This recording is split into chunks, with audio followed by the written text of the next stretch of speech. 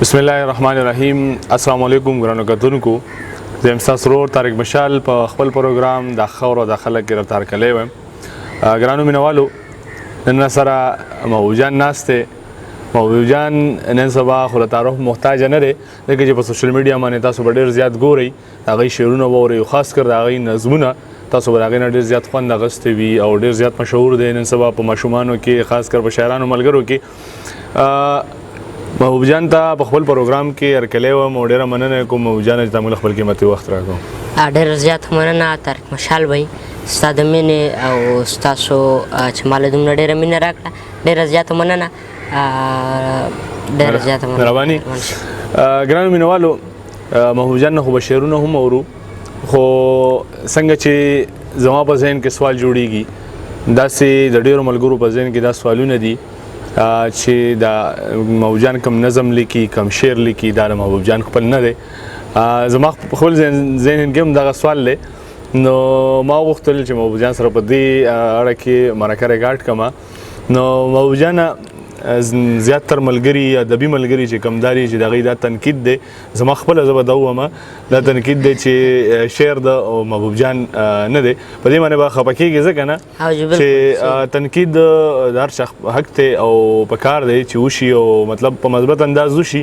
نو ښه خبره ده. نو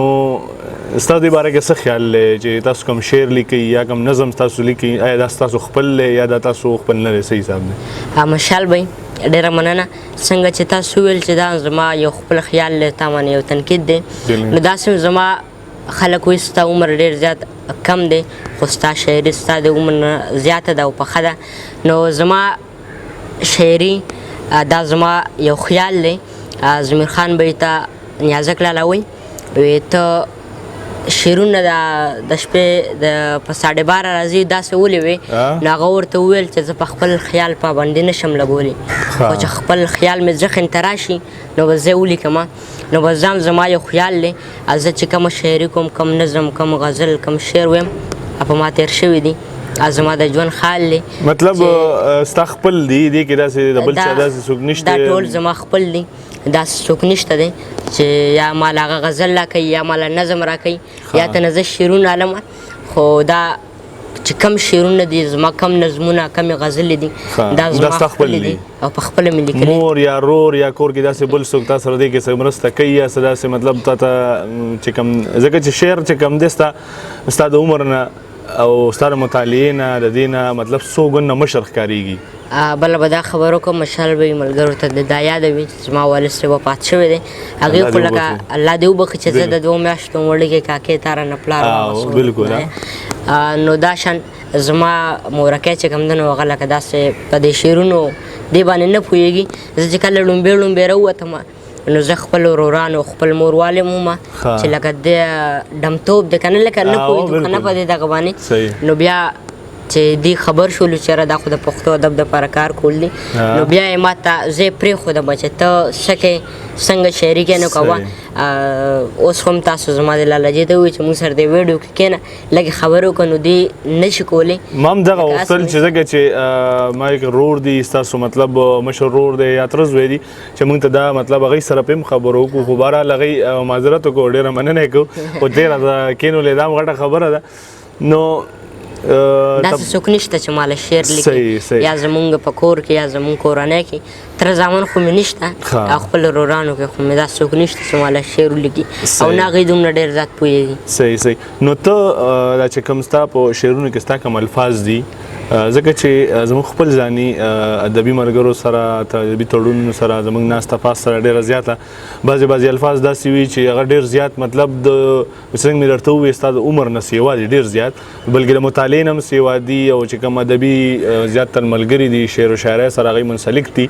نو د هغوی زیاتر شعرونو کې هم هغه الفاظ نشته یا هغې سره تاسو چې کومې تاریخي کیسې چې کوم تاسو یو دغه ویلی یو نظم تاسو ویلی چې هغه مونږ څو کویندوانو پسې تنبیه بلې پن که ګران دی مونږ غزل یو شعر دی که پن که ګران دی مونږ څو کویندوان جوړ شو څو مونږ په خپل مړي پسې خپلې دروازې ولیکو. نو خپل مړي پسې خپلې دروازې ولیکو په دې عمر کې لکه دومره غټ دغه چې کوم دی ځکه چې په کوم عمره کې د هندو باره کې چاته څه پته را لکه داسې زمونږ ماشومان دي مونږ خپله ماشومتوب تېر کړی دی چې باندې دا دغه نه دی راغلی چې لکه هندوان مړي سوځوي او په کومه طریقه یې سوځوي مونږ مسلمانان خو بهرحال هغه بیا یو لوی دغه دی خو لکه دا زه ستا په دې شعر باره کې وایم چې لکه دومره لرې پورې تا دا مطالعه دې کړې وه چا درته ویلي وو څه کتلي دي فلم ډرامه کې یا دا څه دغه کې تا کړو مشال بھائی داسې خبره ده چې دا زما د غزل دغه یو شعر نو دا ما په دې خیال باندې راوړی دی تاسو خو دې نه مخکې خبره وکړئ چې ستا په غزل کې ستا په نظم کې کوم لفظ نو هغه لکه ډېر ګران یې که نه لکه ګران خبره نه خو مطلب چې کوم ستا عمر دی یا ستا تعلیم څومره دی څلورم پنځم صحیح شو نو مطلب د پنځم یا د شپږم تعلیم په مطابقت سره چې کوم دغه الفاظ دي علم چې کوم دی هغه نه ډېر دی زه دغې خبره دغې بنیاد باندې وم نو داسې زما ذهن ته داسې غزل چې سړی لیکي نو هغې له کاپیه چې زما ذهن ته راشي او هغې باندې زه نه پوهېږم چېرې دا خوراله ده خو یو بل سره جوړېږي خو د دې به څه مطلب یا به د دا ټکې به څنګه د دې به څه مطلب وي د دې نه به څنګه مطلب جوړېږي نو بیا پې زه سوچ وکړم ډېر زیات چې بیا پې کله ځان پوه کړم نو بیا ولیکم دا ما داسې لیکلی دی د هندو والا چې خلک فلمونه ګوري او نو فلمونه سړی چې وګورو نو هغه راکې هغه هندوان چې مړ شي سړی نو بس هغه لرګي مرګي پې کېدي او ویې سوځي هر څه له برابر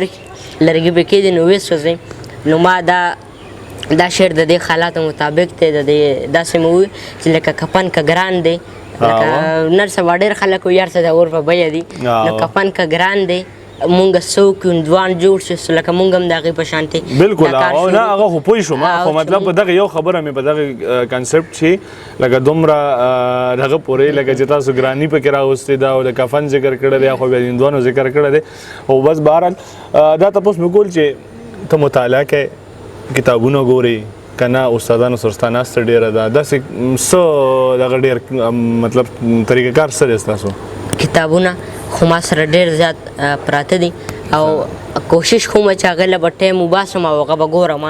خو کوم چې ځوانان شاعران دي هغې ته زه دا یو پیغام ورکوم چې څرګنده خزانه کتاب دی هغه ټول وګورئ او ټول څرګنده خزانه هغه ټول وګورئ هغې کې دا ورکړي چې غزل څه ته وایي ټپه څه ته وایي چاربیته څه ته وایي نظم څه ته وایي آزاد نظم به څنګه لیکي دا څه ته وایي نو زده کړه د هغې نه څه لږه ډېره کوم هغه ګورم مطلب لکه څه لږ ډېره الله تعالی ګاډ ګفټډ دی او نور دی ورسره څرګنده خزانه یا داسې نور کتابونه ګورئ د هغې پاک لمانې هغې نه مطلب زده کړه کوئ چې ټپه څه ده چاربیته څه ده یا غزل څه دی نظم او ته زیاتر نظم لیکي غزل دې لیکلی چېرته غزل مې لیکلی دی او غزل هم لیکم او نظمونه هم لیکم او نور مې داسې ټپه چاربیته او خیر لکه چاربیته خو دا خبره چې ګرانه ده نن دور کې نشته زیاتر به د غزل او نن سبا خو ټرینډ دی چې نظم ډېر زیات چلیږي خلک نظم ګوري اوري بل آزاد نظمونه دي او تاسو دي او نور ملګري دي آزاد نظمونه ډېر لیکلي نظم زما په دې وجه خوښي چې په نظم کې به خپل خیالات بیانولی شي مطلب ستا چې کوم ذهن اندروني کیفیت دی کوم ستا احساسات دي جذبات دي هغه ته په خپل نظم کې بیانولی شم مطلب ته چې کومې خبرې کول غواړې نو هغه ته دغسې ډایرکټ نشو کولی په نظم شکل کې ته ښه په اسانه شکل کولی شي نو ډېره مننه نو که داسې څه نظم دې راته شریک غزل دې راته شریک ډېره مهرباني به وي دغه د غزل څو شعرونه دي چې ما او تا چې یو ځای کېږو نو دنیا ولې ورانېږي ما او تا چې یو ځای کېږو نو دنیا ولې ورانېږي د یو بل په لیدو سره مسا ولې ورانېږي او هغه چې شي رایا د په خندا کې په ژړا شم هغه چې شي رایا د په خندا کې په ژړا شم ښه داسې ولې کېږي هغه خندا ولې ورانېږي او زما خو به دا ستا په سر کې ورانه شي جونګړه زما خو به دا ستا په سر کې ورانه شي جونګړه او په ما د خیر دی ورانه شي په تا ولې ورانېږي زما خو به دا ستا په سر کې ورانه شي جونګړه په ما د خیر دی ورانه شي په تا ولې ورانېږي حالاتو را له مخ داسې بدرنګ کو تپوس مه کوه مشال به حالاتو را له مخ داسې بدرنګ کو تپوس مه کوه د زړه دنیا مې تا پسې رسا ولې ورانېږي او مزغونه چې مې وتې ده د هغه راسې ولې مزغونه چې مې وتې ده د هغه راسې ولې محبوب پسې زما د زړه فضا ولې ورانېږي ډېر ښه ډېره مهرباني محبوب جانه ګرانو مینوالو دا محبوب جان چې تاسو ته ډېرې مزیدارې خبرې هم اورېدې د هغه په شعر باندې چې کوم تنقید و بهرحال زیاتر دا چې خپله نظریه ده خو محبوب چې کومو د شعر باره کې خپل چې کوم د هغه تحفظات و هغه خپل وړاندې کړو زیاتر خبرې کول خو نه غواړم بهرحال په اخره کې به په خپلو یو دوه شعرونو ځنې اجازت واخلم چې محبوب جان ترې ډالۍ وي چې په پټو سترګو چې قدم اخلم په پټو سترګو چې قدم اخلم خود به نو ځان له زه مرهم اخلم راځه بچی چې دا ټوپک خرڅ کړو راځه بچی چې دا ټوپک خرڅ کړو تا له کتاب اخلم قلم اخلم ډېره مهرباني د الله په امان